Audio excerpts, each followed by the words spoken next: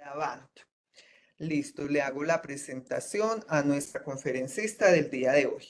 Bienvenida, Jessica Yolanda Rangel Flores. Ella es doctora en Ciencias Sociales, maestra en Ciencias de la Enfermería, licenciada en Enfermería, y hoy nos trae la conferencia La prevención, atención y sanción de la violencia de género, un asunto de las instituciones de educación superior. Muchísimas gracias por haber aceptado la invitación. Es un gusto para nosotros y queda en su grupo. Muchas gracias. Muchas gracias, qué amables. Siempre es un gusto ser invitada de la Universidad de Quindío. Mil gracias por considerarme y pues bueno, como el tiempo apremia, me voy a permitir compartir la pantalla para empezar a platicar de este tema tan interesante. Ahí ya se está proyectando, ¿verdad? Sí, señora, se ve perfecto. Perfecto.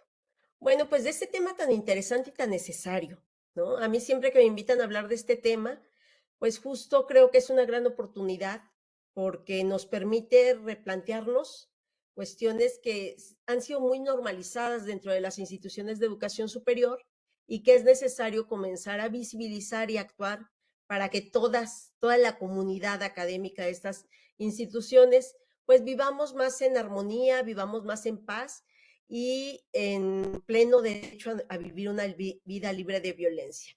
Entonces les cuento, bueno, a mí me invitan a participar porque constantemente he estado escribiendo, publicando, dando conferencias sobre cómo es que estamos trabajando acá en la Universidad Autónoma de San Luis Potosí, en San Luis Potosí, México, ¿sí? Bien centrados, bien en el centro del país, este tema. No ha sido fácil, nos hemos enfrentado con muchos desafíos, pero creo que hemos avanzado bastante y en ese sentido, pues me invitaron a compartir la experiencia de cómo lo hemos estado trabajando acá y es de lo que hoy les voy a platicar. Espero poder atender los tiempos, ¿no? Y bueno, a lo mejor algunas de ustedes se preguntarán, ¿por qué hablar de violencia dentro de las instituciones de educación superior? ¿No? A veces creemos, y bueno, acá era muy común en México y creo que en Latinoamérica, en general es muy común pensar que la violencia es un asunto de familia, es un asunto doméstico, es un asunto de pareja, pero no es cierto. Hay muchos ámbitos donde la violencia se vive y se ejerce, y uno de ellos es la escuela, ¿no? Y la escuela me parece que es muy importante hablar de este tema porque la escuela es una de las instituciones que más ha contribuido a la legitimación de la violencia y a a la reproducción de estos imaginarios patriarcales, ¿no? Seguramente, bueno, ustedes son más jóvenes, no les tocó vivir esta disciplina violenta que muchas veces los y las profesoras ejercían dentro del aula, ¿no? Donde nos pegaban en las manos, nos castigaban, nos planteaban castigos bastante indignos de forma pública. Y pues bueno, eso contribuía a su normalización. ¿Por qué hablamos de imaginarios patriarcales dentro de las instituciones de educación superior? Porque nos guste o no, nos resulte más o menos incómodo, las universidades fueron pensadas por hombres, ¿no? Los colegios universitarios en sus inicios, pues eran pensados por hombres porque solamente los hombres accedían a estos espacios. Entonces, no es que los hombres sean perversos y malévolos y buscaron excluirnos, es que simplemente los hombres viven otra realidad, ¿no? Y con base en esa realidad, ellos construyeron las instituciones de educación superior. Pero resulta que cuando llegamos las mujeres, pues nos damos cuenta de que estas instituciones son bastante violentas con nuestras realidades porque nosotros tenemos una realidad distinta a la de nuestros compañeros hombres. Y entonces, por eso es tan importante comenzar a hablar del tema de violencia, acoso y hostigamiento sexual dentro de las instituciones de educación superior. Y bueno, por ahí hay una autora que se llama Andrea Reguillo, que habla de que la educación es un acto político, en medida que internaliza en el estudiantado ideologías prescriptivas, ¿no? Y de esa manera se promueve que las instituciones de educación superior aporten a mantener el status quo. Es totalmente lo contrario a lo que quisiéramos. Lo que quisiéramos es que de las instituciones de educación superior, de las universidades, salgan personas que sean capaces de replantear realidades, ¿no? Que aporten nuevas ideas sobre cómo podemos vivir mejor y en más armonía. Pero esa no es una realidad. Las universidades en todo el mundo, pues son también espacios incluso clasistas y elitistas, porque durante mucho tiempo quienes accedían a los estudios de educación superior eran justamente pues las clases sociales dominantes, las clases sociales altas. Afortunadamente eso ha ido cambiando poco a poco con el tiempo. No podemos cantar victoria, ¿no? Es importante seguir trabajando en esto de que la educación superior sea gratuita o sea lo menos costosa posible para que todos podamos acceder a ella, ¿no? Y bueno, pues quizá esto explique de alguna forma la conducta omisa que han sostenido históricamente las instituciones de educación superior respecto a la violencia en razón de género y su negligencia por cumplir con el mandato social de garantizar que la universidad sea un espacio diverso, de aceptación, que promueva el empoderamiento, la emancipación de todas las personas, incluidas las mujeres y las disidencias. ¿No? Creo que eso es muy importante tenerlo en mente ahorita que vamos a comenzar a hablar de este tema, que las universidades tienen que ser espacios de todas y todos, y la diversidad social que está dentro de las instituciones de educación superior es enorme, ¿no? Hay muchos grupos disidentes, hay mujeres, incluso hay mujeres con muchas realidades, ¿no? No solamente, no somos un grupo heterogéneo de población, homogéneo, perdón, de población. Y bueno, la violencia en razón de género dentro de las CIE se torna en un asunto particularmente complejo y por eso es difícil comenzar a abordarlo y por eso es difícil avanzar en el tema de la erradicación de este tipo de violencia dentro de las instituciones de educación superior. ¿Por qué? Porque es un tema complejo, porque se trata de un espacio donde se interseccionan diferentes tipos de violencia, ¿no? La violencia de género, la violencia institucional y la violencia docente. Ahorita más adelante voy a recuperar estos tres conceptos para problematizar el tema de la violencia. Entonces, se trata de las instituciones de educación superior, son espacios donde se traslapa actos de discriminación y violencia sobre las personas, ¿sí? Es decir, son actos de violencia de una persona sobre otra persona, pero también tenemos que tener en cuenta de que hay responsabilidades institucionales, porque esas violencias se están llevando a cabo dentro de espacios que tienen una responsabilidad social. Y entonces hablamos de violencias donde se incorporan relaciones de desigualdad y discriminación entre géneros, pero también entre cargos con poder diferenciado, ¿sí? Cuando hablamos de las violencias, no hablamos solamente de las violencias que se llevan a cabo entre alumnos y alumnas, ¿no? Y alumnes, sino también reconocer que esas violencias muchas veces se ejercen por parte del personal directivo hacia el profesorado, del profesorado hacia el estudiantado, de profesora hacia alumna, de alumno hacia profesora, ¿no? Entonces, eso dota de una particular complejidad del tema de la violencia y eso hay que tenerlo en cuenta cuando diseñamos protocolos y guías de ruta o guías de atención para estos temas de violencia. Y bueno, pues también es muy importante decir que el tema de la violencia dentro de las instituciones de educación superior no es un tema que haya surgido de los directivos, ni que haya surgido en las propias universidades, y un día se dieron cuenta de que pobrecitas las mujeres y las disidencias, qué mal la pasamos, cuánta discriminación vivimos. No, justamente quienes nos hemos encargado de hacer visible eso somos las mujeres y las disidencias, ¿no? Ahí les pongo una fotografía de la Universidad de Veracruz, ¿no? Donde se ve como un grupo de feministas y de disidencias dentro de la universidad hacen un plantón fuera de rectoría y justamente lo que exigen es no más discriminación, no más violencia, dejar a las mujeres participar en las actividades políticas que se suscitan dentro de la universidad, ¿no? Hablar de igualdad sustantiva, dejar de generizar los puestos directivos. Necesitamos mujeres también que estén tomando decisiones, necesitamos profesoras que sean ejemplo de las generaciones de estudiantes para que ellas se empoderen realmente viendo el ejemplo en sus profesoras. Entonces, pues esto no ha sido regalado, esto ha sido producto de muchas luchas.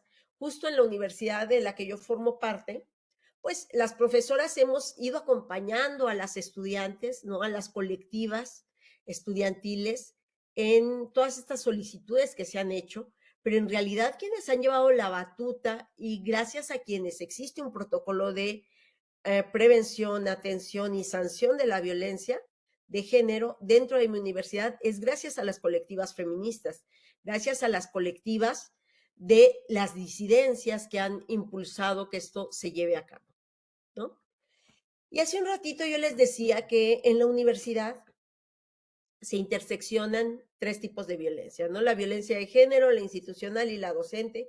Y es bien importante entender que estas se van a conjuntar dentro de las CIES, pero se diferencian, ¿no? Y es muy importante tener claro cómo se diferencia una de la otra.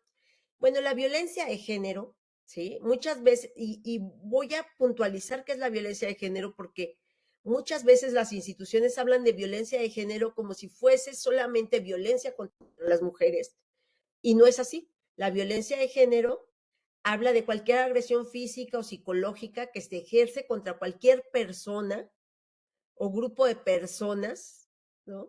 Basada en su orientación o identidad sexual, sexo o género. Afecta la identidad y el bienestar de las personas afectadas y se desarrolla en un sistema de relaciones de dominio de los hombres sobre las mujeres.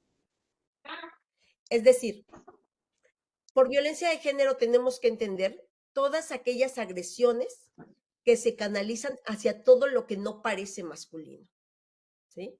Hacia todo lo que podría etiquetarse como femenino. Por eso, las mujeres trans, los hombres que tienen sexo con otros hombres, los hombres trans, las mujeres, cualquier forma de disidencia sexual también se puede clasificar como una violencia de género, ¿no? Porque Sí, lo que a mí me llama la está, atención que dicen que este, los hombres que tienen sexo con otros hombres pueden ser homosexuales. Pues, pues eso es una... a que nos esté oyendo. sí, sí, sí, sí, importante esa aclaración. Y la violencia institucional, ¿no? La violencia institucional son todos aquellos actos o omisiones de las y los servidores públicos que discriminen o tengan como fin dilatar, obstaculizar o impedir el goce y ejercicio de los derechos humanos. Es decir, cuando nosotros entramos a la institución, a nuestra universidad, nosotros tenemos que dejar un poco de lado nuestras creencias y preferencias individuales y entender que cuando entramos a la universidad nosotros somos servidores públicos, ¿no? Y en dicho sentido tenemos que garantizar el respeto a los derechos humanos e incluso defender derechos humanos. Estemos o no de acuerdo, pensemos diferente o no pensemos diferente, en ese momento somos actores institucionales. Entonces, nuestra obligación es garantizar el goce y el ejercicio de los derechos humanos. Entonces, cuando yo, profesora, me entero que un alumno cometió un acto de violencia de género contra otro estudiante, ¿no? Yo estoy en la obligación de obligar al respeto a los derechos humanos de esa otra persona, ¿sí? Esté yo o no de acuerdo con lo que eh, se está ahí discutiendo entre los estudiantes, yo tengo que garantizar con marco en derechos humanos, ¿sí? Y otro tipo de violencia es la violencia docente, ¿no? La violencia docente es otra clasificación, así como se habla mucho de violencia laboral, pues también hay que perderle el miedo a hablar de la violencia docente porque también tiene lugar y también la ejercemos y se lleva a cabo dentro de las universidades. Es Todo aquello, agresión que se ejerce por personas que tienen un vínculo docente con la víctima, consistente en un acto, una omisión o un abuso de poder, que puede dañar la autoestima, la salud, la integridad, la libertad, seguridad de la víctima e impide su desarrollo y atenta contra la igualdad. Es decir, cualquier situación en la que nosotros lastimemos, denigremos, exhibamos públicamente a una estudiante o a un estudiante, se puede clasificar como violencia docente. Entonces tenemos que ser muy cuidadosos y cuidadosas. Y acá en la universidad de la que yo formo parte, cuando planteamos esto, siempre no falta el profesor que dice, es que entonces ahora ya todo es violencia contra derechos humanos, ¿no? Para todo estamos violentando derechos humanos. Pues sí, y yo entiendo que eso sea muy incómodo porque nosotros crecimos en ese contexto. A nosotros nos violentaron nuestros derechos humanos y uno se quedaba callada porque era el profe, ¿no? Y uno decía, ¿por qué me voy a confrontar si esa persona tiene más poder y yo puedo salir más afectado? Pero hoy en día ya no podemos seguir replicando eso, porque entonces estamos formando profesionistas, específicamente hablando del área de la enfermería, por ejemplo, que es donde yo doy clase. Resulta que si yo violento derechos humanos en mi estudiantado, yo les estoy enseñando a ellos y a ellas a violentar derechos humanos. Y entonces hablamos de violencia institucional, hablamos de violencia obstétrica, por ejemplo. ¿Cuándo se va a erradicar si esas estudiantes o esos estudiantes están siendo formados por profesores que violentan? Pues que crecen en ese hábitus que normaliza y naturaliza la violencia. Por eso tenemos que modificar esas prácticas y dejar de verlo como algo normal, ¿no? Y bueno, en particular, la UNESCO, la Organización Mundial de la Salud, la OPS, por ahí se oye un micrófono abierto. ¿Podríamos silenciar ese micrófono? ¿Puede ser? Ok. Listo. Ok. Hablamos mucho de acoso y hostigamiento sexual, porque no es la única violencia que se lleva a cabo dentro de los espacios universitarios, pero sí es una de las más denunciadas y de las más preocupantes, ¿no? Y entonces me parece que es muy pertinente diferenciar qué es el acoso y qué es el hostigamiento sexual, ¿sí? El hostigamiento sexual es un ejercicio de poder en una relación de subordinación real de la víctima frente a un agresor.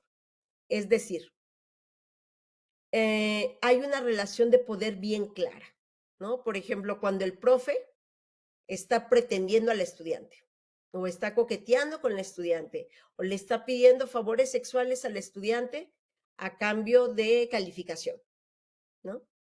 Eso sería hostigamiento sexual, ¿no? O cuando una persona que tiene un alto cargo, que tiene un alto nivel de poder dentro de la institución, le pide favores sexuales a una profesora a cambio de darle más horas o de mejorar su posición dentro de la academia, ¿no? Eso sería hostigamiento sexual, ¿no? Sumamente grave, muy grave, ¿no? Porque se supone que como actores institucionales, profesores, profesoras, autoridades, tendríamos que garantizar el respeto y el derecho a vivir una vida libre de violencia, no estarla ejerciendo. Por eso es tan castigado el tema del hostigamiento sexual, porque no es nada más que a mí me guste esta persona, ¿no? Que yo quiera estar con esta persona, sino que estoy siendo consciente de que estoy ejerciendo un poder a cambio de obtener un beneficio sexual. El otro tema, el acoso sexual. Aquí hay una forma de violencia sexual también, en donde no hay una relación de subordinación. Aquí es entre pares, ¿no? Se puede dar entre el estudiante hacia la estudianta,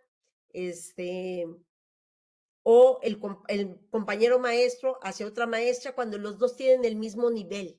No hay una relación de poder, no hay una relación de autoridad. ¿Está feo el acoso? Claro que está feo y claro que también afecta la salud física y psicológica de la persona que está siendo acosada, pero no hay una situación tan grande de indefensión como en el hostigamiento. ¿Qué quiere decir? ¿Qué quiero decir con esto? De que cuando a mí me acosa un compañero maestro que no tiene autoridad sobre mí y que no, tampoco tiene un poder para afectarme en lo laboral, yo puedo marcar con menor miedo mis límites y decirle esto es acoso y no quiero que vuelvas a hacer esto y no quiero que me molestes y lo voy a denunciar más fácilmente. Cuando hay una relación de autoridad, cuando es mi jefe y yo soy su subordinada, ahí es más difícil poner los límites, porque sé que está de por medio mi salario, mi puesto, mis horas, ¿no? Entonces, claro, los dos son problemas muy graves, pero se diferencian. En esta diapositiva yo ahí les estoy proyectando diversas publicaciones, artículos de investigación que se han publicado sobre el tema del acoso y el hostigamiento sexual. ¿Por qué siempre incluyo esta diapositiva? Para que ustedes se den cuenta de que no estoy hablando desde mi experiencia, no es algo que yo me invente o que el grupo de feministas o el de activistas académicas nos inventemos, es algo sobre lo que ya se ha escrito muchísimo. Incluso hay libros escritos, ¿no? Les recomiendo mucho lo encuentran en PDF, pero si lo pueden tener en papel, pues mucho mejor, ¿no? Lo escribió un grupo de profesoras de la Universidad Nacional Autónoma de México, se llama Intrusas, y habla de todas las violencias que como académicas vivimos las mujeres al adentrarnos en la academia y darnos cuenta, ya estando adentro, que es un ámbito masculinizado y que es un ámbito en el que tenemos que pagar muy altos costos de acoso, hostigamiento, violencia, discriminación, por tal de seguir siendo parte de ese contexto. Entonces, por eso las mujeres y las activistas académicas, pues con todo iba a decir con 1000 perdones por hacerlo, pero no, yo creo que no hay que pedir perdón por hacerlo, porque es necesario hacerlo, pero somos incómodas en la academia porque buscamos transformar esas relaciones.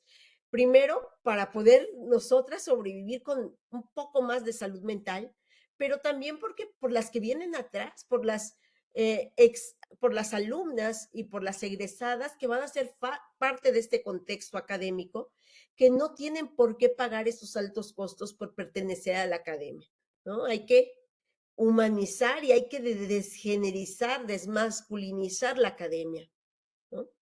Y entonces, pues bueno, yo les platico que acá en México todo esto lo hemos planteado en muchos foros, en muchos encuentros, cada quien en su trinchera, en diversas universidades, hemos pugnado por que se lleven a cabo políticas que favorezcan nuestra inclusión dentro de la academia y que las universidades sean espacios libres de violencia.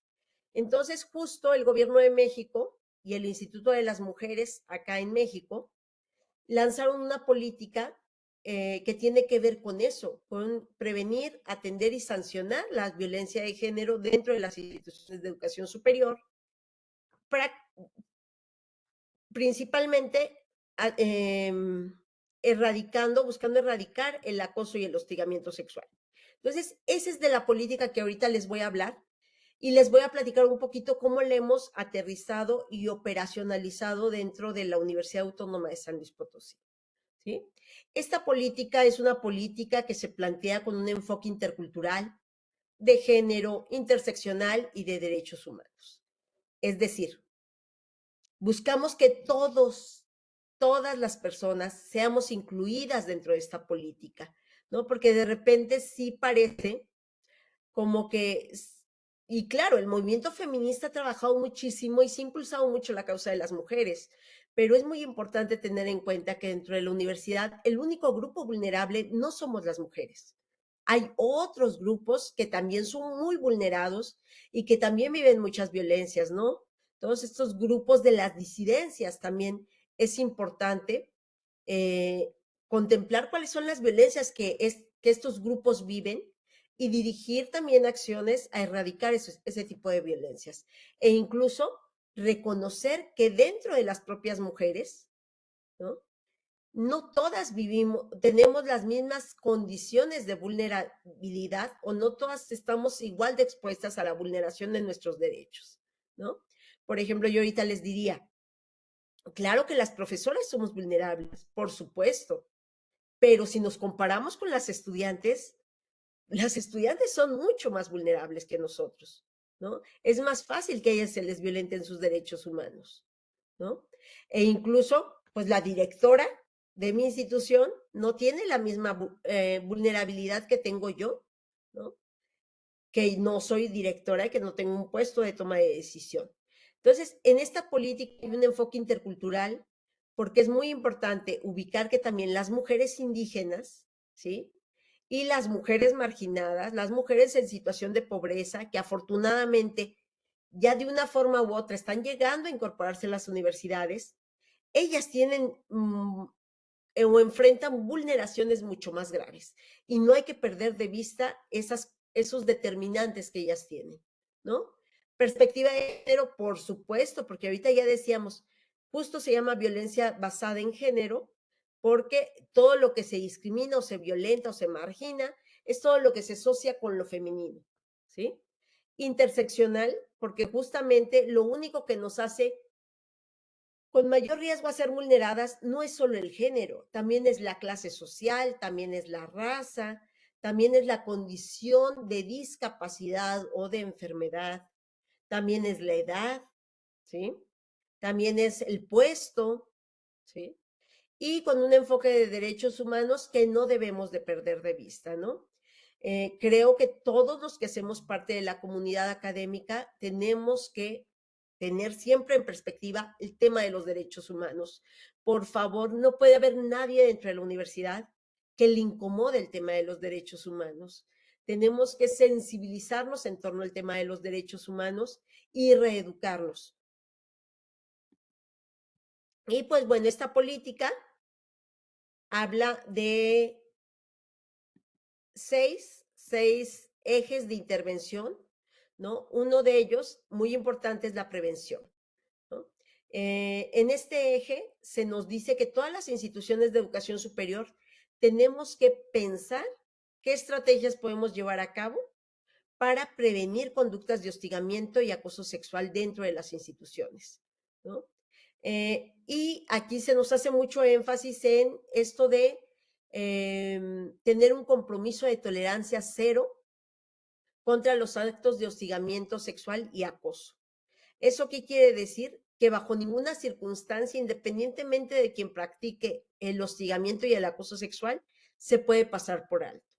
¿Por qué? Porque nos estamos reeducando en una cultura de cero acoso y cero hostigamiento, ¿no? Yo no sé en su universidad, pero en mi universidad, a mí me da mucha pena, ¿no? Todavía escuchar a algunos maestros que dicen, entonces, si nos enamoramos de una alumna, ya no nos podemos casar con ella, porque hay una facultad en particular en mi universidad sumamente famosa porque los profes se enamoraban de sus alumnas, pero se enamoraban tan en buena onda que se casaban con ellas y cada cierto tiempo cambiaban de esposa porque se enamoraban de otra alumna, ¿no? Entonces, ahí no podemos perder de vista que hay una relación de poder y que eso bajo ninguna circunstancia se tiene que normalizar y naturalizar. Entonces, desprogramarnos de esa cultura tenemos que llevar a cabo muchas acciones de prevención, ¿sí? Otro eje es el de orientación, canalización y seguimiento de casos. ¿Qué quiere decir esto? Identificar casos. ¿Cómo los vamos a identificar? De dos maneras. Una, haciendo diagnósticos. Perdámosle el miedo a visibilizar las situaciones de violencia. Acá cuando empezamos, que queríamos hacer diagnóstico, los directores no autorizaban, rectoría nos ponía muchas trabas, nos querían decir que sí podíamos preguntar, que no podíamos preguntar. En el fondo lo que daba miedo era hacer visible todas las prácticas de acoso y hostigamiento que dentro de la universidad tenían lugar. Entonces, hay que perder el miedo. Es normal, de cierta forma, normal, pero tenemos que combatirlo, que haya prácticas de acoso y hostigamiento. Podríamos esconderlo bajo la alfombra y seguir pensando que no pasa y que no hay, pero es mejor visibilizarlo. Es mejor decir, estas cosas pasan dentro de la universidad y no son normales, ¿no? Y hay protocolos que buscan prevenirlas, erradicarlas, sancionarlas, ¿no? Entonces, esa es una manera, haciendo diagnósticos, ¿no? Visibilizando que es un problema que existe.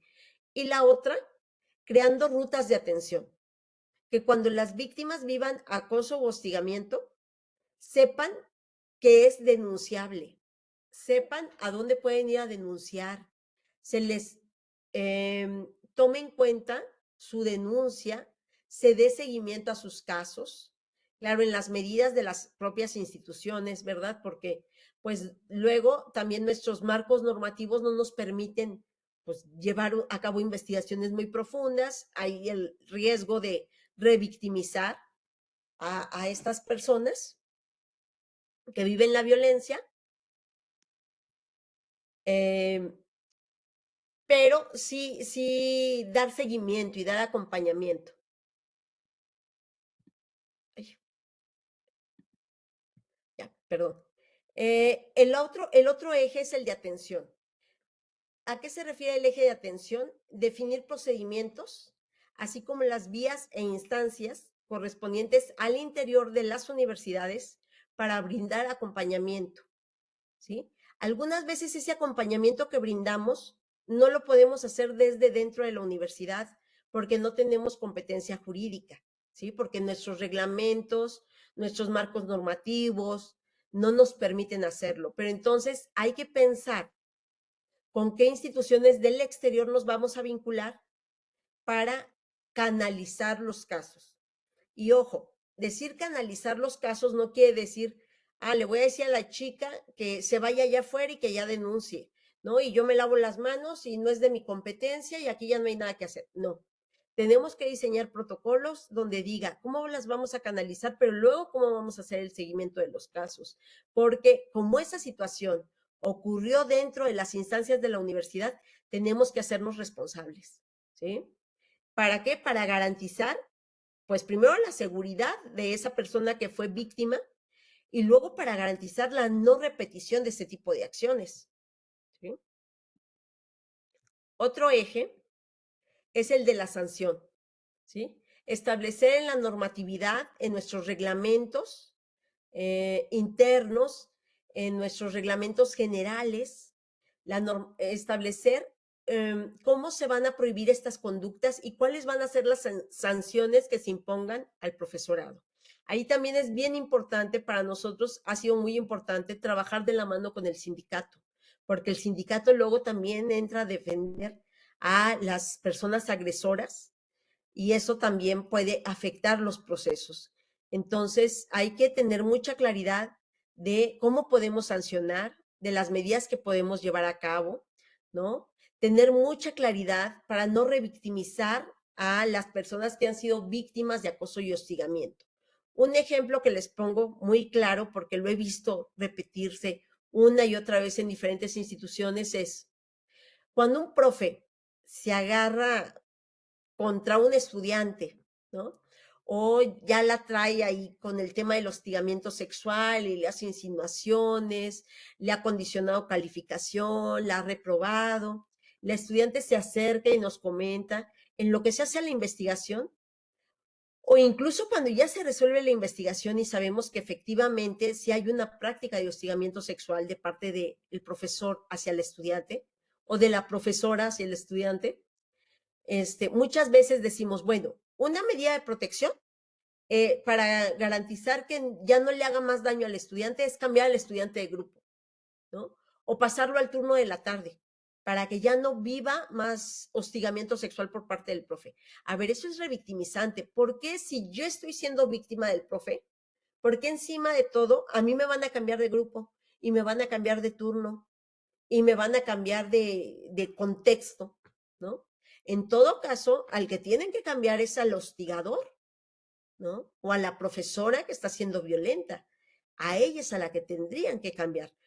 Porque si no, si al estudiante lo cambian, entonces caemos en una práctica de revictimización, ¿sí? Entonces, lo que hacemos es desalentar la denuncia, ¿no? Porque, es que una vez que una compañera denunció, entonces la cambiaron de salón, la cambiaron de grupo, entonces mejor no denunciamos porque luego parece que los castigados somos nosotros, ¿no? Entonces hay que establecer muy bien cómo se va a sancionar y qué medidas vamos a llevar a cabo. El registro de casos es muy importante. Acá en México, con esta política se ha impulsado mucho la creación de unidades de género y derechos humanos. ¿Qué es una unidad de género y derechos humanos? Es un grupo de profesores, profesoras, personal administrativo y estudiantado, algunos representantes del estudiantado, que funcionamos como un grupo que está pensando, ¿no? ¿Qué actividades vamos a llevar a cabo de prevención? ¿Cómo nos vamos a vincular con las instituciones? ¿A quién vamos a invitar para que venga a dar conferencias? ¿Para que nos venga a dar un taller? ¿No? Y en esa unidad también pueden llegar las personas que están viviendo violencia a comunicarnos la violencia que están viviendo. Podemos, dentro de las unidades de género y derechos humanos, implementar protocolos de atención, cuidando mucho no revictimizar, ¿sí?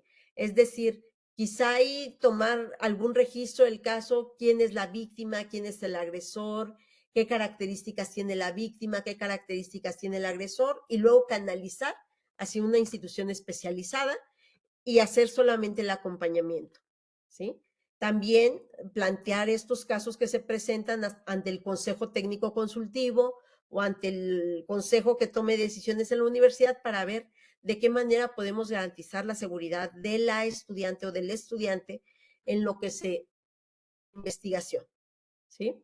Acá en mi universidad, ya lo que hacemos, la unidad de género y derechos humanos es únicamente prevención de violencia, porque tenemos una Defensoría de Derechos Humanos en donde van ya directamente todas y todos los estudiantes y todas las profesoras y profesores que viven violencia, hostigamiento o acoso sexual, van directamente a la Defensoría, ya saben cuál es el protocolo, ¿no? Levantan una queja, una denuncia virtual en la página de la Defensoría. En la Defensoría se reporta esta queja virtual, les asignan un día y una hora para que acudan, si es su voluntad de acudir, si no, puede ser también que se haga el seguimiento nada más con la denuncia virtual, ¿no? O sea, ahí es todo un tema lo del protocolo que se sigue en la Defensoría, pero que fue muy acertado hacer eso, porque finalmente ya no se cae tanto en revictimización. ¿Por qué les digo esto? Porque luego muchas veces nos dábamos cuenta de que cuando un estudiante vivía hostigamiento sexual o acoso sexual, se acercaba con la profe, ¿no? Y nos decía, oiga, es que, ¿qué cree? Que un compañero me está siguiendo a la casa, me ha mandado fotografías pornográficas, me ha estado esperando cuando salgo de la clase, ¿no? Todas estas prácticas comunes de acoso, y se acercan y nos las platican, y luego nosotros les decíamos, necesito que vayamos a platicarle a la directora qué es lo que a usted está viviendo. Y luego íbamos con la directora y se lo platicaba la directora. Y luego la directora, ay, sí, pero hay que hablarle al jurídico de la institución para que nos oriente. Y eso, compañeras, compañeros, se llama revictimización. Estar haciendo que una víctima repita una y otra vez todas las violencias que está viviendo es como si las estuviese volviendo a vivir. Entonces, hay que ser muy cuidadosos y por eso urge construir protocolos para garantizar que no estemos revictimizando. Y el último eje es justamente la erradicación. La erradicación va a ser el resultado de una nueva cultura, ¿sí? ¿Nos va a llevar mucho tiempo? Probablemente sí, ¿sí? Pero para lograr la erradicación tenemos que haber cumplido con los 5 ejes anteriores que les acabo de mencionar, ¿no? Solamente así vamos a lograr erradicar la violencia. Entonces, en esta diapositiva que ahorita les estoy mostrando, pues viene como todas estas son acciones para la erradicación, desde hacer evaluaciones diagnósticas, porque eso también es bien importante mencionarlo. Aunque hablemos de una universidad, ¿no? Universidad del Quindío, ¿no? No podemos pensar que dentro de todas las facultades se viven los mismos actos de violencia y de discriminación. Cada facultad tiene sus particularidades, ¿no? Por ejemplo, no es lo mismo hablar de enfermería que de ingeniería. ¿Por qué? Por algo tan simple como que las carreras están generizadas. Enfermería es básicamente una profesión donde se insertan más mujeres y hay tipos de violencias particulares, ¿no? Porque también vamos a prácticas, vamos a contextos clínicos, vamos a otras instituciones donde nos exponemos a otros riesgos, donde somos aún todavía más vulnerables porque somos los invitados, no es nuestra universidad, somos ajenos a esas instituciones, ahí hacemos prácticas, pero en sus reglamentos y en sus normativas poco figuramos, ¿no? O a las ingenierías, que es una carrera más masculinizada, que a lo mejor no van a campos externos o ajenos de práctica, ¿no? Y que tienen otra realidad. No estoy diciendo que vivan más o menos violencias, no lo sé, no he hecho un diagnóstico en ingeniería. Lo que sí digo es que esas violencias son diferentes, ¿sí? Y es muy importante tener un diagnóstico que nos permita partir con claridad de dónde estamos parados, qué violencias estamos viviendo, quiénes son los más vulnerados. Por ejemplo, en un diagnóstico que hicimos acá en mi facultad, pues nos dimos cuenta que las más vulneradas de todas las chicas son las foráneas, ¿no? A ellas es a las que ven los profes o los compañeros más vulnerables porque no tienen familia aquí, entonces pueden eh, actuar en mayor impunidad, ¿no? Que con las que tienen a sus familias aquí en el estado. Otra cosa que identificamos es que las prácticas de hostigamiento y acoso sexual las viven más las alumnas de los primeros semestres, primero, segundo, tercer semestre, y en medida que van avanzando en los semestres, van viviendo menos acoso y hostigamiento sexual. Y eso quizá también tenga algo que ver con el nivel de empoderamiento que van adquiriendo con la experiencia, con la edad, con las redes que van conformando, que van perteneciendo a ciertas colectivas, ¿no? Entonces es muy importante hacer esos diagnósticos. Esto ya un poquito se los platiqué. Muy importante lanzar campañas, ¿no? No podemos hablar de prevención si no hablamos del tema. Entonces hay que hacer campañas de difusión, capacitación y sensibilización. ¿Por qué hablamos de sensibilización? Porque la verdad es que yo antes no creía que nadie pudiese legitimar la violencia, el acoso y el hostigamiento. Pero conforme me he ido acercando al profesorado, me he dado cuenta de que hay mucha gente que no solo lo justifica, sino que lo romantiza, ¿no? Y entonces dicen, pero entonces uno no puede enamorarse de un alumno o de una alumna. Pues claro que no. O sea, claro que no, y claro que eso no es ético, y claro que ahí hay relaciones de poder. A lo mejor si es mi estudiante pues, y yo descubrí que es el amor de mi vida, pues denche de chance que salga de la carrera, ¿no? Porque en tanto eso no pase, eso es una práctica de hostigamiento, ¿no? Y también al profesorado eso nos coloca vulnerables. Cuando nos vinculamos afectivamente con nuestros o nuestras estudiantes, ¿no? En cualquier momento también si la estudiante decide decir, es que el profe me hostigaba sexualmente y yo por eso mantuve una relación con él, hay que creer en el dicho de la víctima. Y ahí los adultos, las personas con responsabilidades institucionales somos nosotros, el profesorado, no los estudiantes, ¿no? Finalmente hay una relación de desigualdad de poder que no podemos pasar por alto. Entonces, hace un rato les decía el pronunciamiento de cero tolerancia. Necesitamos que las autoridades estén bien convencidas de que es cero tolerancia y de que lo hagan público. ¿Por qué enfatiza tanto esta política nacional sobre proclamar o pronunciarse sobre la cero tolerancia? Porque durante mucho tiempo en las universidades se nos encomendaba un grupo de profesoras y de estudiantes, oigan, hay que hacer prevención de acoso y hostigamiento, pero los directivos, los rectores no hablaban del tema porque tenían miedo de ser atacados por el profesorado, ¿no? Porque tenían miedo de ser tildados de agresivos al hablar de acoso y hostigamiento sexual con la comunidad académica. Entonces preferían quedarse callados y decían, bueno, sí se están haciendo acciones de prevención, pero ellos no tenían un posicionamiento claro. Entonces, esta política nacional lo que nos dice es, lo primero necesitamos autoridades que pierdan el miedo de hablar de acoso y hostigamiento sexual. que lo planteen y que todas las veces que puedan, en cada acto solemne, en cada reunión importante, digan, les recordamos que somos una universidad cero tolerante a prácticas de acoso, hostigamiento sexual y cualquier otra forma de violencia y violación a derechos humanos. O sea, eso tiene que ser bien claro y tiene que venir de arriba hacia abajo, porque si las rectorías, si los directivos no se ponen en la camiseta de esto, pues por mucho trabajo que hagamos desde abajo, las colectivas, el profesorado, pues no vamos a lograr trascender porque realmente al no tener el respaldo directivo, pues esto se queda nada más como en una buena intención. Uh-huh. Hay que hacer campañas, hay que hablar mucho del tema, siempre que puedan, promuevan en sus estudiantes. Por ejemplo, nosotros un día hicimos un concurso de fotografía sobre la violencia que viven como estudiantes de enfermería. Viesen qué apantallantes imágenes nos presentaron de las violencias que viven dentro de los hospitales a los que vamos a práctica, por parte del profesorado, por parte de sus propias compañeras, compañeros, en la vía pública, ¿no? Es muy importante sensibilizar, hacer campañas, siempre que podamos, traer una conferencia que nos hable sobre eso. Nosotros hacemos esto que les estoy proyectando ahorita, hacemos como una tablita de efemérides, ¿no?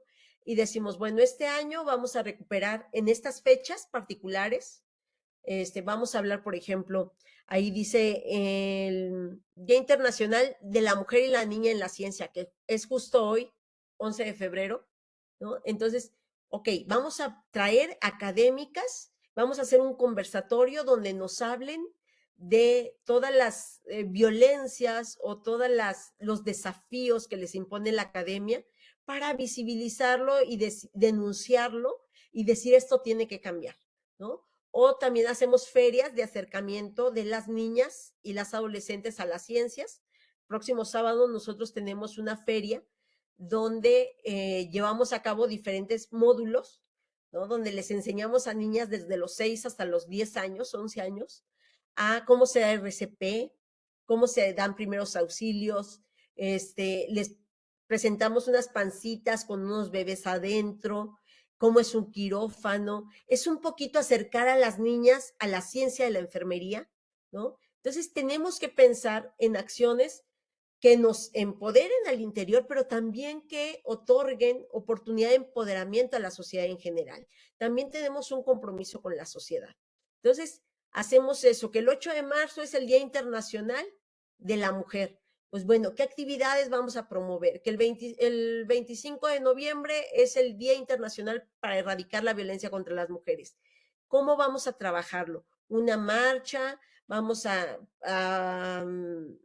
traer conferencistas que nos hablen de los mitos del amor romántico. No sé, hay muchísimas cosas que podemos estar haciendo para transformarnos de una cultura misógina, patriarcal, violentadora de derechos humanos, en una sociedad o en una comunidad académica mucho más reflexiva, mucho más respetuosa de derechos humanos, ¿no? Entonces, ideas, a mí se me ocurren muchas, pero estoy segura que ustedes tienen muchos más, ¿no? Hacemos otras acciones estratégicas, como por ejemplo hicimos mapas de riesgo, ¿no? Durante algún tiempo las estudiantes se quejaban mucho de los horarios, que las dejábamos salir muy tarde y que ellas se exponían a muchos riesgos. Entonces, y vivimos de verdad acciones violentas. Una vez unos chicos tomaron un tiempo de irse a meter a los baños de enfermería, a los baños de las mujeres. Entonces, a partir de ahí, con estas denuncias, con estos mapas de riesgo que fuimos construyendo, decidimos poner los baños de mujeres y de hombres, bueno, de todos, también de las académicas, que solamente se puede entrar con la credencial, ¿no? Como una medida para garantizar la seguridad, que de repente me mete ruido eso, porque aunque sí tenemos unos baños públicos que no a los que se entra sin tarjeta, pienso que es como también negar el acceso a todas las personas que entran a la universidad, pero a eso nos orillaron porque hubo intentos de violación sexual dentro de los baños de una universidad, que se supone que somos un espacio seguro, ¿no? A otras chicas las trataron de levantar fuera del campus universitario, es decir, de llevárselas, de secuestrarlas. Y también pedimos que viniera el gobernador. Hicimos un recorrido con él en toda la periferia de la universidad, se instalaron botones de pánico, botones de seguridad. Y construir eso con el estudiantado también les generó esta sensación de ser escuchados, pero también esta sensación de ser corresponsables de su seguridad y de la seguridad de otras personas, ¿no? No me voy a detener mucho a hablar de eso porque ya estamos sobre el tiempo. Capacitación y sensibilización. A veces es mucho más fácil hablar con los y las jóvenes sobre estos temas porque ellos vienen ya con otro chip más pro derechos humanos, ¿no? De repente nuestros principales resistencias están en el profesorado, ¿no? Profesores que dicen, esto es una cacería de brujas, y ahora la generación de cristal, ya todo es violación a derechos humanos, son súper delicados, bla, bla, bla. Entonces, hay que cambiar esos chips. Yo sé que no siempre es fácil, yo sé que tenemos resistencias. Entonces, hay que traer cursos, hay que traer conferencistas, talleres. Nosotros en un inicio las hacíamos gratuitas, ¿no? En el periodo intersemestral, cuando no vienen estudiantes, pero seguimos viniendo la comunidad académica. Entonces, pero resulta que el profesorado no se interesaba, ¿no? Y entonces lo que comenzó a funcionarnos fue dar constancias con valor curricular, ¿no? O con puntos para el estímulo al desempeño que dan al final del año. Entonces, hay que buscar de qué manera motivamos al profesorado también, porque aunque no sea un tema que les motive, pues que se sienten, ¿no? Y al principio estarán muy renuentes, poco a poco les irá cayendo el chip, ¿no? Y a los que no nos caiga, pues ojalá ya estemos próximos a jubilarnos, porque necesitamos comunidades sensibilizadas respecto a estos temas. Podemos implementar protocolos de atención de casos de hostigamiento sexual y acoso sexual, pero también tener mucha claridad de que si vamos a tener estos protocolos necesitamos tener personal formado, ¿sí? No es que cualquiera de nosotros pueda acompañar los casos, porque realmente es muy complejo acompañar los casos. Podemos caer en revictimización, podemos caer en proporcionar información falsa y ustedes no saben lo difícil que es para una víctima acercarse a denunciar para que nosotros lo hagamos mal el acompañamiento y esa persona pierda la motivación por continuar un proceso. Entonces, siempre que acompañemos casos, tenemos que hacerlo de manera muy seria y muy formal, previa construcción de un protocolo, ¿sí? Las sanciones, ya les había hablado de las sanciones, hay que considerar la violencia como un problema que ocurre contra las mujeres o contra las disidencias sexuales, que es grave, ¿sí? Que tiene impactos muy altos, ¿sí? ¿Por qué tiene impactos muy altos? Porque los impactos no solamente son individuales. A veces creemos, bueno, la que vive los impactos es la niña o la mujer que está viviendo la violencia, ¿no? No, y no es así. La gran víctima somos toda la comunidad académica, compañeros y compañeras, porque al permitir que estos actos de acoso y hostigamiento sexual tengan lugar dentro de la universidad, se fomenta un contexto de impunidad y eso nos afecta a todos y a todas. Entonces, es una situación grave que implica sanciones graves, que implica cero tolerancia, ¿sí? Hay que sentarnos a repensar nuestros reglamentos, nuestras normativas y ver cómo podemos contener la violencia, porque estamos avanzando en esta sociedad moderna a cada vez prácticas más violentas y a que se respeten menos los espacios universitarios. Entonces necesitamos ser, en la medida que somos sensibles, sensibilizamos, informamos, pero también es necesario ser duros con los casos que se presentan de violencia, porque si no se fomenta este estado de impunidad del que les comento, ¿sí? Hay que pensar que las sanciones tienen que considerar elementos de reincidencia, por ejemplo, ¿no? Es decir, pues a lo mejor la primera vez que un profesor es acusado de hostigamiento sexual, no sé, podamos llevar a cabo alguna acción en la búsqueda de la reparación del daño, pero si este profesor o esta profesora es reincidente, pues tendremos que ir hasta las últimas consecuencias, ¿no? Acá en mi universidad en la que yo formo parte, ha habido casos donde incluso se quita el contrato, incluso profesores de tiempo completo, obviamente con una investigación profunda y seria, ¿no? De forma previa, y básicamente ha sido casos donde hay más de una víctima, ¿no? Donde son varias víctimas y se hace toda una averiguación, donde incluso se involucran instituciones externas. Entonces, todo eso es muy importante tenerlo en cuenta y bueno, ya para ir cerrando, les muestro algunas fotografías que hemos tomado acá. Por ejemplo, nuestras estudiantes han hablado sobre menstruación digna, ¿no? El hablar de estos temas que nos atraviesan profundamente, porque somos una facultad prácticamente de mujeres, aunque poco a poco se han ido incorporando más estudiantes y tenemos más profesores hombres, pues yo les diría que un 95% o un 97% de la población en mi facultad somos mujeres.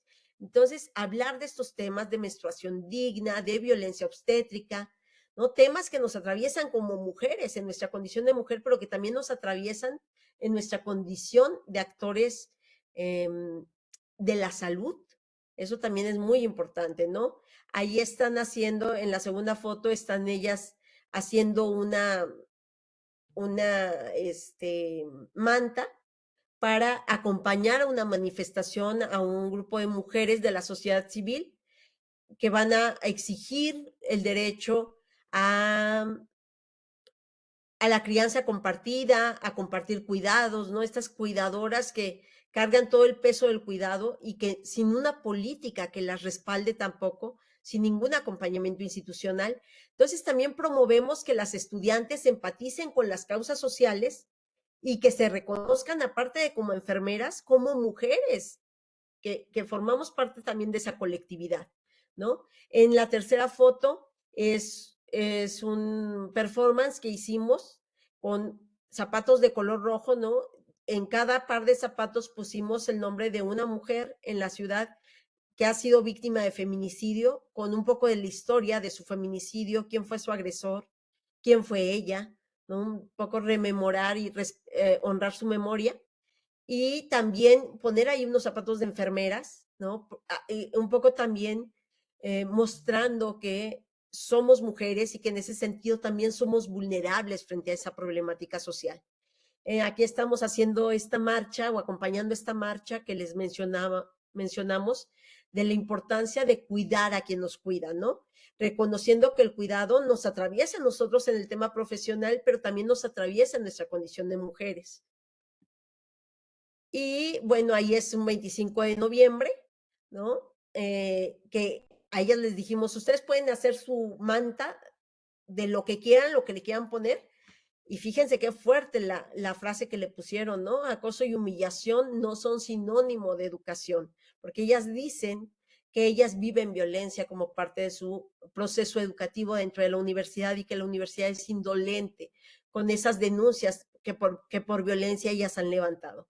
Entonces, ahí estamos justamente fuera del edificio de rectoría y esta fotografía yo la considero emblemática porque es un poco, somos parte de, pero al mismo tiempo somos críticas de, y eso no nos hace traidoras con nuestra institución porque nosotros todos los días estamos trabajando por hacer de nuestra universidad un espacio libre de violencia contra las mujeres. Pero eso tampoco nos quita el derecho de ir a denunciar que dentro de nuestra institución se siguen reproduciendo estas prácticas patriarcales y violentas contra la condición de género, contra las mujeres y contra las disidencias. Entonces, pues hasta aquí mi presentación. Yo les agradezco muchísimo su tiempo y espero en esta hora haber podido resumirles de manera más o menos clara lo que estamos haciendo acá para motivarles a que ustedes también, o quizás están haciendo más que nosotros, compártanme también qué están haciendo ustedes. Muchísimas gracias por esa conferencia tan ilustrativa. Tengo varias preguntas.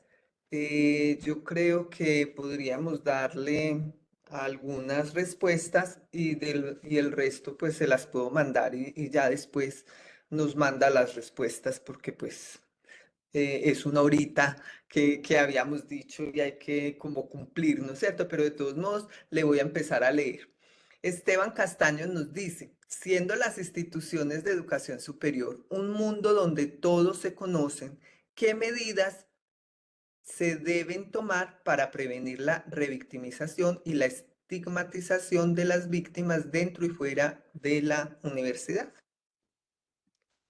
Esa pregunta es muy buena.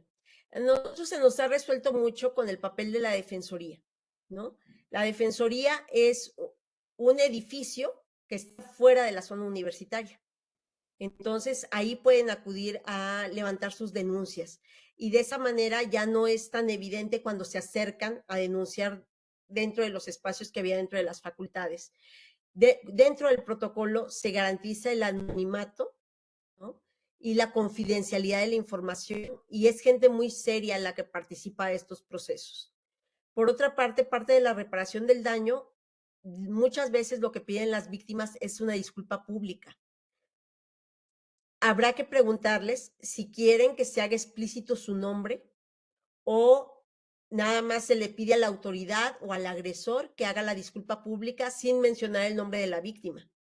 Entonces, pero eso es acorde a lo que la víctima desee como parte de su reparación del daño y hay que ser muy respetuosas de eso.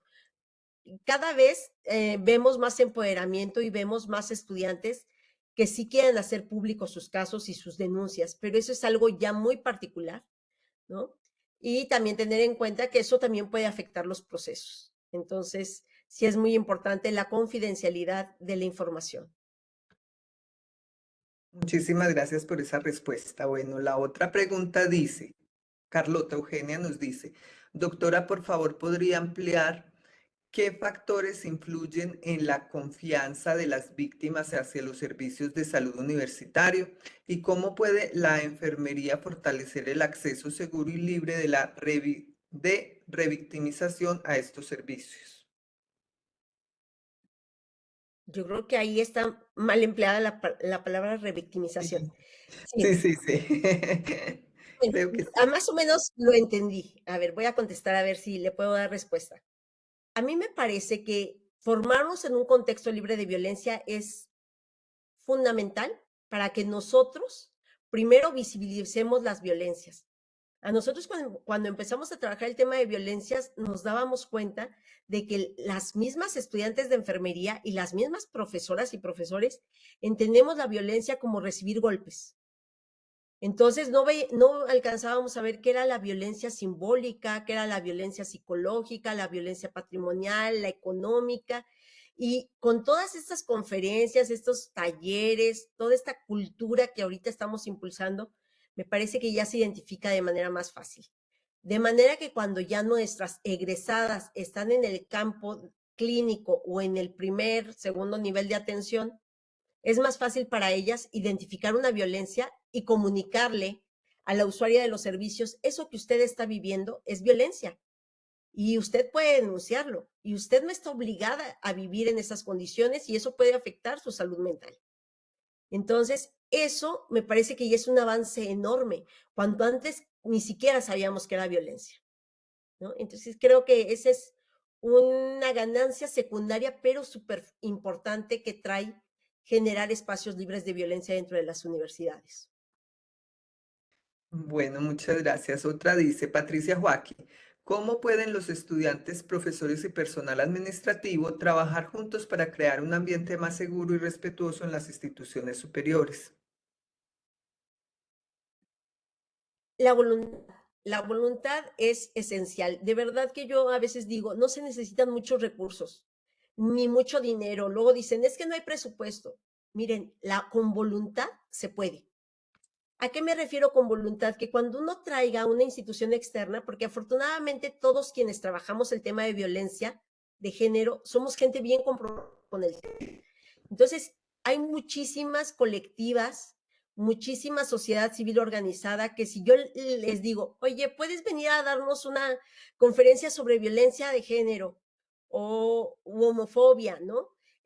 Seguramente van a venir sin cobrar, porque tenemos esas alianzas, ¿no? Y esos compromisos. ¿A qué me refiero con voluntad? Que cuando consigamos traer a alguien que nos está dando su tiempo, sin cobrarnos muchas veces, ¿no? Con todo su amor y su cariño. Por favor, profesores, profesoras, estudiantado, vayamos a esas conferencias, porque luego es bien triste que traemos a alguien y los auditorios están a medio llenar y todavía no estamos pagándole a ese conferencista. Entonces, me parece que esto no requiere gran presupuesto, con que tengamos la voluntad, ojalá y tengamos presupuesto, por supuesto, porque hay acciones que requieren y demandan presupuesto y ojalá y pudiéramos pagarles a las activistas que vienen a colaborar con nuestras instituciones. Pero creo que la voluntad es fundamental y ahí es donde ahorita todavía estamos bastante atorados y no todos tenemos la voluntad de participar. Cierto. Bueno, le voy a leer la última y ya las otras se las mando por correo para que agilicemos. Le voy a leer esta de Laura Herrera. Dice, buenas tardes, mi pregunta es, ¿cómo han logrado escuchar a los estudiantes que han sido víctimas de algún tipo de violencia dentro de la universidad y lograr que quienes cometen la falta salgan de los programas? Ya que a nivel mundial se normaliza la violencia y siempre ganan las personas con poder, haciendo que cada vez más víctimas quieran hablar y se siga pasando de generación esa normalización. Eso que mencionas es súper importante. ¿Quién está al frente? ¿Quién es autoridad? Miren, durante mucho tiempo, acá en San Luis Potosí, de donde yo formo parte, hay una maestra que acompañaba las marchas a sus estudiantes, que levantaba la voz y entonces todo mundo la señalaba como la incómoda de la universidad, ¿no? O sea, es que esa mujer es insoportable y esa mujer no entiende que los trapos sucios se lavan dentro de la casa y bueno, pues a esa mujer tan incómoda, cuando llegó el nuevo rector, la mandó llamar y entonces le ofreció ser la titular de la Defensoría de Derechos Humanos, porque ella tiene la formación aparte. Todo mundo pensamos, la van a alienar al sistema para que ella se quede callada, ¿no? Porque, bueno, pensamos que las instituciones actúan de esas formas perversas. Ella aceptó y afortunadamente transformó, ¿no? E impulsó muchísimo el trabajo de la Defensoría y eso avanzó muchísimo el tema de impartición de justicia. Ahorita ella es la abogada general de la universidad y desde ahí está impulsando todavía muchas prácticas que aportan a vivir una vida libre de violencia dentro de la universidad. Entonces, a mí me parece que es muy importante manifestarnos, denunciar, hacer marchas, pero también formarnos. Compañeras y compañeros, formarnos, tener perfiles e impulsar a que los perfiles lleguen a esos sitios estratégicos de toma de decisión, porque nos necesitamos también dentro del sistema, porque solo dentro del sistema vamos a poder cambiar al sistema. Entonces, esto parece como muy complejo, pero así es como funciona. Entonces, sí denunciemos, marchemos, quejémonos, denunciemos, pero al mismo tiempo sigamos formándonos para tener estos perfiles que ocupen esos puestos de toma de decisión porque necesitamos aliadas dentro y no vernos como enemigas. Adentro tenemos aliadas y entender que solamente así vamos a avanzar. Me parece que eso es lo que yo podría compartirles de cómo lo hemos hecho acá. Muchísimas gracias. Bueno, hay dos personas que quieren intervenir. Veo la manito levantada de Nancy García y de nuestra profe Carmen Aide. Entonces, la que quiera. Hola, ¿me escuchan? Perfecto, sí. Hola, un saludo desde todo mi ser a la doctora Jessica, ¿cómo está? Muchísimas gracias por haber venido. Yo le haría una pregunta, ¿la quiere contestar o la conversamos después? Usted es doctora en ciencias sociales y eso hace que, pues, que tenga una impronta de pensamiento, yo diría que colectivo y de colonial. ¿Qué haríamos para que las enfermeras no tengan que salir de las facultades de salud para tener ese pensamiento? Porque usted hace parte, pues, de un movimiento que tenemos que se llama Enfermeras Diversas y Disidentes. ¿Qué haría usted con los currículos de enfermería teniendo en cuenta lo que acaba de decir? Somos aquí como 95% de mujeres en el gremio y en la parte académica igual, pero no tenemos ninguna actividad académica que hable de lo que usted está hablando, porque todo el discurso que usted tiene, pues sé que tiene que ver con la traída del conocimiento de frontera a la facultad. ¿Cómo podríamos activar un poco más ese proceso? Porque todos los días nos duele la enfermería y nos duele desde esas prácticas que no tenemos, pues dentro del análisis que hemos hecho, dentro del currículo, algo que nos mueva. Entonces, en resumen, ¿qué hace que usted piense así? Muchas gracias, doctora Carmen, porque la invitación fue a través suyo, mil gracias. Pues miren, acá no ha sido un proceso sencillo. La verdad es que todavía estamos como en el rollo de qué hacemos para meter estos temas. Acá en nuestro currículum tenemos algo que se llama materias optativas. Y las materias optativas son todas esas materias incómodas que no quieren reconocer en el programa formal, ¿no? Por ejemplo, tenemos una optativa de derechos humanos y salud, tenemos otra de movimientos feministas y salud, tenemos, ¿qué otras tenemos? Pensamiento crítico. Pero yo les decía que finalmente necesitamos, no es suficiente con meter materias optativas dentro del currículum, ¿no? Lo que hace falta es transversalizar estos temas, ¿no? Hace poco hicieron un análisis y decían la perspectiva de género, el único semestre donde se implementa o donde se aplica es en materno infantil. Y yo les decía, porque es que seguimos pensando el género como mujeres. Y entonces las mujeres, la reproducción, pues vienen de la mano. Y eso no cuesta trabajo. El trabajo es pensar en el género cuando estamos hablando de población adulta mayor, ¿no? Y cómo también no se vive igual ser una anciana que ser un anciano. Hay diferentes vulneraciones con base en el género. Entonces yo les decía, no se va a resolver metiendo una optativa. Necesitamos que nuestro profesorado incorpore estas perspectivas y las problematice a lo largo de las diferentes asignaturas que da. Claro que eso nos va a llevar bastante tiempo, pero por lo menos estamos tratando de ofertar en cada intersemestral un curso de 20, 30 horas que hable sobre intercultural, sobre interseccionalidad, sobre perspectiva de género, ¿no?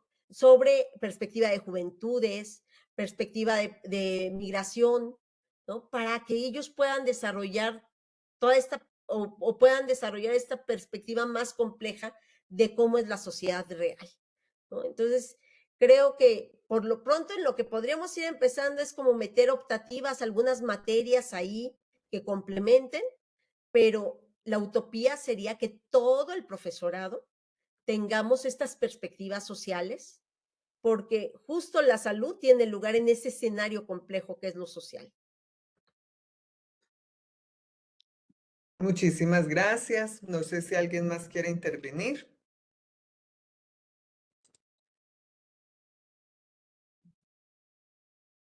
Listo, sí. Entonces ya con esto damos por terminada la sesión de hoy. Ya saben que quedan invitadísimos para el 11 de febrero. Muchas gracias por haber estado hoy. Hasta luego, profesor Miguel. Muchísimas gracias por estar con sus alumnos conectado, como siempre. Doctora Jessica Rangel, muchas gracias por haber aceptado la invitación y queda muy, muy invitada para próximas oportunidades, cuando pueda. Muchas gracias a Muchas todos gracias. Siempre es un placer. y nos vemos entonces el 11 de marzo. Hasta luego.